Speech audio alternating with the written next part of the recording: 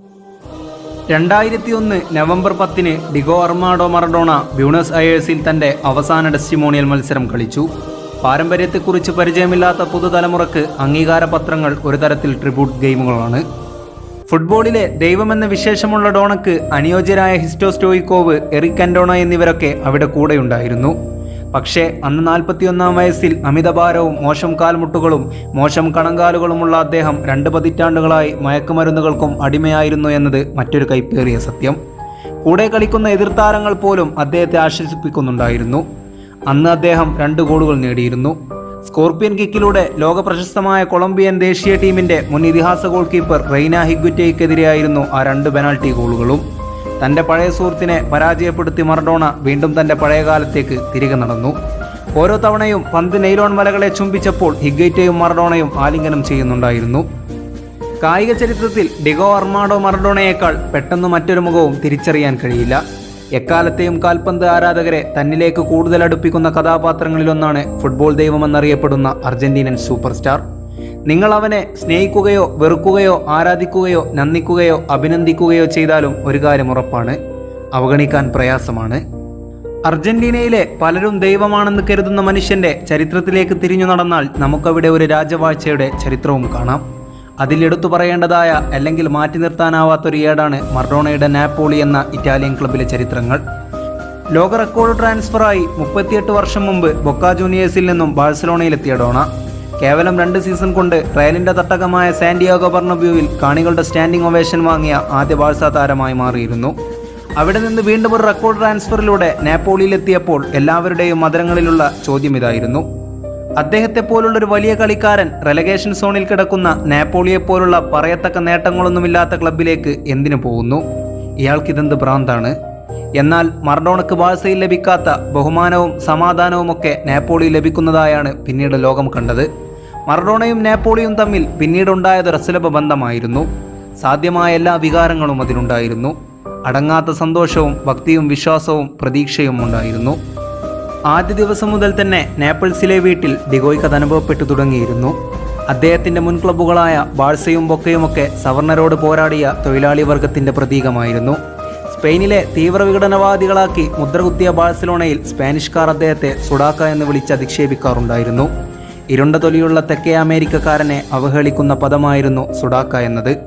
എന്നാൽ നാപ്പിൾസിലൂടെ താൻ വളർന്നു വന്ന അതേ പശ്ചാത്തലങ്ങളും ജീവിത രീതികളിലൂടെയും സഞ്ചരിക്കുന്ന പൊതുജനങ്ങളെയും നഗരത്തെയും ഒരു ടീമിനെയും കണ്ടെത്തുകയായിരുന്നു അദ്ദേഹം ചെയ്തത്. ചലനമറ്റ, മോശമായ, എന്നാൽ വളരെ വികാരധീനമായ ഒരു നഗരമായിരുന്നു. പ്രത്യേകിച്ചും ഫുട്ബോളിനെ സംബന്ധിച്ചിടത്തോളം താഴെത്തട്ടിലായിരുന്നു നാപ്പിൾസ്. ദാരിദ്ര്യം, തൊഴിലില്ലായ്മ, സംഘടിത കുറ്റകൃത്യങ്ങൾ എന്നിവയാൽ വലയുകയും ഇറ്റലിയിലെ ഒരു കറയായി പ്രഭുക്കന്മാരും സർക്കാരും ചിത്രീകരിച്ചിരുന്ന നഗരമായിരുന്നു നാപ്പോളി. നാപ്പിൾസിലെ പാവപ്പെട്ട കുട്ടികളുടെ വിഗ്രഹമായി മാറാൻ ഞാൻ ആഗ്രഹിക്കുന്നു. കാരണം ഞാൻ ബ്യൂണസ് അയേഴ്സിൽ താമസിച്ചിരുന്ന കാലത്തെ പോലെ തന്നെയാണ് അവരെന്ന് ഒരിക്കൽ മറഡോണ പറയുകയുണ്ടായി. മറഡോണയുടെ കരാർ ചർച്ചക്കായി ബാഴ്സലോണയിലേക്ക് പോയ നാപ്പോളി കായിക ഡയറക്ടർ ആന്റോണിയോ ജൂലിയാനോ നാപ്പിൾസിലെ ചേരികളിൽ നിന്നുള്ള ഒരാളായിരുന്നു. തൻ്റെ ജന്മനാടായ ക്ലബിലെ കളിക്കാരനായി 15 വർഷത്തിനിടയിൽ ഒരു ഇതിഹാസം. നാപ്പോളിയിൽ ചേർന്നാൽ താങ്കളൊരു കൺകണ്ട ദൈവമായി മാറുമെന്നും തൻ്റെ ആളുകൾ താങ്കൾക്ക് വേണ്ടി മരിക്കുമെന്നും ജൂലിയാനോ മറഡോണയോട് പറഞ്ഞു. മറഡോണയെ സൈൻ ചെയ്യാൻ അന്നത്തെ ലോക റെക്കോർഡ് ഫീസ് ജൂലിയാനോ സമ്മതിച്ചിട്ടും Barcelona president Joseph Luis Nunez അവസാന നിമിഷം കരാർ മുന്നോട്ട് പോകണമെങ്കിൽ $5 ലക്ഷം വേണമെന്ന വാശിയിലായിരുന്നു. എന്നാൽ തെരുവോരങ്ങളിൽ ശേഖരണം നടത്തിക്കൊണ്ട് നാപ്പോളിയൻ ജനത പ്രതികരിച്ചു. സ്പാനിഷ് ക്വാർട്ടറിലെ കുപ്രസിദ്ധമായ ടെൻമെന്റുകൾ മുതൽ കാമോറ നടത്തുന്ന ജില്ലയായ ഫോർസെല്ല വരെ എല്ലാവരും ഒരുമിച്ച് നിന്ന് പ്രശ്നം പരിഹരിക്കാൻ മടിയില്ലാതെ ക്ലബിനെ സഹായിക്കുകയും അവർ ഡോണയെ സ്വന്തമാക്കുകയും ചെയ്തു. അവർ എന്നെ സ്നേഹിക്കുന്നുവെന്നും അവർ ശരിക്കും എന്നെ സ്നേഹിക്കുന്നുവെന്നും എനിക്ക് തോന്നി.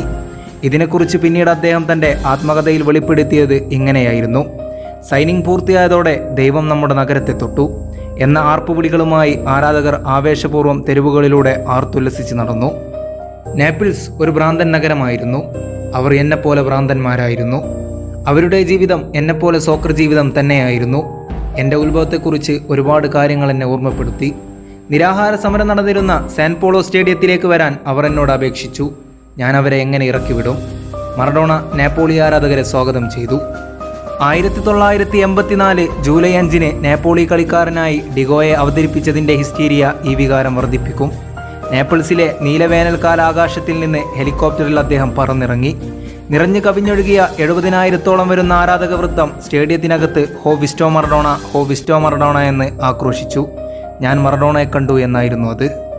വെളുത്ത ടീഷർട്ടും നീല ജീൻസും ധരിച്ച അദ്ദേഹം സാൻ പോളിയുടെ ഇന്റീരിയറിൽ നിന്ന് പിച്ചിന്റെ മധ്യഭാഗത്തേക്ക് നടന്നു വരുന്നതിനുള്ള ചുവടുകൾ സ്കെയിൽ ചെയ്ത് ഒപ്പിയെടുക്കാൻ 100-ലധികം മാധ്യമപ്രവർത്തകരും ക്യാമറാന്മാരും അദ്ദേഹത്തെ വലയം ചെയ്തിരുന്നു. ഓലെ ഓലെ ഡിഗോ എന്ന മന്ത്രോച്ചാരണത്തിന് അദ്ദേഹം വെസൂവിയസ് പർവ്വതത്തിന്റെ പൊട്ടിത്തെറിയെ എതിർക്കുന്ന ഒരു കരിമരുന്ന് പ്രദർശനം നടത്തിയ ജനക്കൂട്ടത്തിന് സ്നേഹചുംബനം നൽകി. സാൻ പോളോയിലെ അദ്ദേഹത്തിന്റെ ആദ്യ ഷോട്ട് 35 യാർഡിൽ നിന്ന് പവലിയന്റെ മുകളിലെ ഒരു മൂലയിലേക്ക് ചുരുണ്ടു. ആരാധകർ ആർപ്പ് വിളിച്ചു. നാപ്പോളിക്ക് ഒരിക്കലും ലഭിക്കാത്ത വിജയങ്ങൾ ആവശ്യമായിരുന്നു. ആ വാതിൽ പൂട്ടുകൾ തുറക്കാനുള്ള ചാവിയായിരുന്നു അവർക്ക് മറഡോണ. 1982, 83, 83, 84 സീസണുകളിൽ തരം താഴ്ത്തൽ മേഖലയിൽ നിന്നും രക്ഷപ്പെട്ട നാപ്പോളിക്ക് ഒരു ലീഗ് കിരീടമെന്നത് കാണാമറയത്തെ വെറുമൊരു സ്വപ്നം മാത്രമായിരുന്നു. എന്നാൽ ഡോണയിലൂടെ അവർ സ്വപ്നം കണ്ടു തുടങ്ങി. 1987 ലീഗിലെ അവസാന മത്സരത്തിൽ റോബർട്ടോ ബാജിയോയുടെ ഫിയോറന്റീനയെ സമനിലയിൽ പിടിച്ചുകെട്ടി മറഡോണയും സംഘവും അതുവരെ സ്വപ്നം മാത്രമായിരുന്ന സ്ക്യൂഡാറ്റ് സ്വന്തമാക്കി തല ഉയർത്തി നിന്നു. ഇറ്റലിയുടെ തെക്കൻ ഭാഗങ്ങളിൽ നിന്നുള്ള ഒരു ടീം ആദ്യമായി ലീഗ് കിരീടമുയർത്തി എന്ന ഖ്യാതി നേടിയതിന് പിന്നാലെയായി Coppa Italia, UEFA cup, Italian super cup എന്നിവയും ഡോണയിലൂടെ നാപ്പോളിയുടെ ഷെൽഫിലെത്തിച്ചു. നേപ്പിൾസിലെ ബ്രൂണോ അൽസീഡി എന്ന കോഫി ഷോപ്പുകാരൻ 1990 മിലാനിലെ മത്സരം കഴിഞ്ഞു മടങ്ങിയ വിമാനത്തിൽ നിന്നും കിട്ടിയ ഡോണയുടെ ഒരു മുടിച്ചുരുളെടുത്ത് തന്റെ കടയുടെ അരികിൽ ഒരു ആൾത്താരക്കൂടൊരുക്കി പ്രതീക്ഷിച്ചു വെച്ചിട്ടുണ്ടെന്നതും ഇന്നും നേപ്പിൾസിലെ തെരുവോരങ്ങളിൽ മറഡോണയുടെ പിക്ചർ ഗ്രാഫിറ്റികൾ നിറഞ്ഞു നിൽക്കുന്നതും ഡോണ അവർക്കാരായിരുന്നു എന്നതിന്റെ ഏറ്റവും വലിയ തെളിവുകളാണ്. കമ്പോളവൽക്കരിക്കപ്പെട്ട ഇന്നിന്റെ കാൽപന്തുകളിയിൽ ഇത്തരം പഴങ്കഥകൾക്ക് ഒരുപക്ഷെ സ്ഥാനമില്ലായിരിക്കും. എങ്കിലും മറഡോണ എന്ന ഇതിഹാസതുല്യനായ താരം തല ഉയർത്തി തന്നെ നിൽക്കും. മിലാൻ ക്ലബ്ബുകളെയും യുവന്റസിനെയും റോമയെയും ഫിയോറന്റീനയും ഒക്കെ പരാജയപ്പെടുത്തി നാപ്പോളി എന്ന ക്ലബിനെ ഇറ്റാലിയൻ ഫുട്ബോളിന്റെ നെറുകയിലെത്തിച്ച മറഡോണയോടുള്ള ബഹുമാനാർത്ഥം അദ്ദേഹത്തോടൊപ്പം അവരുടെ 10ാം നമ്പർ ജേഴ്സിയും എന്നേക്കുമായി റിട്ടയർ ചെയ്തു. 86 ലോകകപ്പിലെ ക്വാർട്ടറിൽ ഇംഗ്ലണ്ടിനെതിരെ തന്നേക്കാൾ ഉയരമുള്ള ഗോൾ കീപ്പർ പീറ്റർ ഷിൽട്ടനെ കബളിപ്പിച്ച് നേടിയ ദൈവത്തിന്റെ കൈഗോളിന്റെയും 4 മിനിറ്റുകൾക്ക് ശേഷം ലോകത്തെ ഞെട്ടിച്ചു നേടിയ നൂറ്റാണ്ടിന്റെ ഗോളിന്റെയും പ്രൗഢിയിൽ തന്റേത് മാത്രമാക്കി മാറ്റിയ 86 ലോകകപ്പിൽ അർജന്റീന നേടിയ 14 ഗോളുകളിൽ 10ലും മറഡോണയുടെ പങ്കുണ്ടായിരുന്നു എന്നത് ആ പ്രതിഭയുടെ കഴിവ് വിളിച്ചോതുന്നതാണ്. അവസാനം ഫൈനലിലെ വിജയ ഗോളിന് നൽകിയ അസിസ്റ്റിലൂടെ കിരീടം അർജന്റീനക്ക്. ഏകദേശം 12 പുരസ്കാരങ്ങളാണ് ഈ ലോകകപ്പിലെ പ്രകടനത്തിന് മറഡോണയെ തേടിയെത്തിയത്. ശേഷം റയൽ മാഡ്രിഡിന്റെയും ബാഴ്സലോണയുടെയും താൽപ്പര്യം അവഗണിച്ച് സെവിയയിലേക്ക്, അവിടെ നിന്നും ഒരു വർഷത്തിന് ശേഷം ബൊക്കയിലൂടെ തന്നെ അർജന്റീനയിലേക്ക് മടക്കം. നിലവിലെ ചാമ്പ്യന്മാരായെത്തിയ 1990 ലോകകപ്പിൽ ആദ്യ മത്സരത്തിൽ കാമറൂണിനോട് പരാജയവുമായി തുടങ്ങി അവസാനം ഫൈനലിൽ ജർമ്മനിയോട് പരാജയം ഏറ്റുവാങ്ങിയപ്പോഴും മറഡോണ തന്നെയായിരുന്നു അർജന്റീനയുടെ അമരക്കാരൻ. 1991 മാർച്ച് 17 ഒരു ഫുട്ബോൾ മത്സരത്തിന് ശേഷമുള്ള പരിശോധനയിൽ മറഡോണ മയക്കുമരുന്ന് ഉപയോഗിച്ചതായി കണ്ടെത്തി. ഇതിനെ തുടർന്ന് 15 മാസത്തെ വിലക്കിന് ശേഷമാണ് 94 ലോകകപ്പിനെത്തുന്നത്. വിതച്ചതേ കൊയ്യുകയുള്ളൂ എന്ന് പറയുന്ന പോലെ 2 മത്സരത്തിന് ശേഷം ഉത്തേജക മരുന്ന് പരിശോധനയിൽ പിടിക്കപ്പെട്ട് തുടർന്നുള്ള മത്സരത്തിൽ നിന്നും വിലക്ക് വാങ്ങി മറഡോണ ലോകകപ്പിനോട് വിട പറഞ്ഞു. കേവലം വിജയപരാജയങ്ങളോ നേടിയ ഗോളുകളുടെ എണ്ണമോ നോക്കിയല്ല മറഡോണ എന്ന പ്രതിഭയെ ഫുട്ബോൾ ലോകം വിലയിരുത്തുന്നത്. പന്തടക്കത്തിൽ അഗ്രഗണ്യനായിരുന്ന മറഡോണയെ എതിരാളികൾ പലപ്പോഴും നേരിട്ടത് ക്രൂരമായ ഫൗളുകളിലൂടെയായിരുന്നു. അവയെ തന്റെ സ്വർഗപ്രതിഭ കൊണ്ട് നേരിട്ട് ശരാശരിക്കാരായ തന്റെ സഹതാരങ്ങളെ പ്രചോദിപ്പിച്ചുകൊണ്ട് മറഡോണ വിജയങ്ങളിലേക്ക് അർജന്റീനയെയും നാപ്പോളിയെയും നയിച്ചത് ഈ ലോകത്ത് കാൽപന്ത് ഉരുളുന്ന കാലത്തോളം ആർക്കും മറക്കാനാകില്ല. അയാളൊരു നിയോഗമാണ്, തകർന്നടിഞ്ഞ മനസ്സുകളിലെ സ്വപ്നങ്ങളെ യാഥാർത്ഥ്യമാക്കാൻ വന്ന ദൈവപുത്രൻ. കുറച്ചു വർഷങ്ങൾക്ക് മുമ്പ് ആ ദൈവപുത്രൻ ഇങ്ങ് കൊച്ചു കേരളത്തിലെ കണ്ണൂർ ജില്ലയിൽ അവതരിച്ചപ്പോൾ കേരളത്തിന്റെ കറുത്തമുത്ത് IM വിജയനോടൊപ്പം പന്ത് തട്ടി കളിച്ച സമയം കുറച്ചകലെ നിന്നാണെങ്കിലും കാണാൻ സാധിച്ച ഫുട്ബോൾ ആരാധകർ എത്ര ഭാഗ്യവാന്മാർ. പ്രിയ ഡോണോ, നിന്നെ ഏതു വാക്കുകളിലൂടെയാണ് ഞങ്ങൾ വാഴ്ത്തേണ്ടത്? വാഴ്ത്തിപ്പാടിയാലും വർണ്ണിച്ചെഴുതിയാലും ഒരിറ്റുപോലും മഹത്വം കുറയാത്ത നിനക്ക് ഏത് അക്ഷരങ്ങൾ മതിയാകും തിലകക്കുറിയേകാൻ?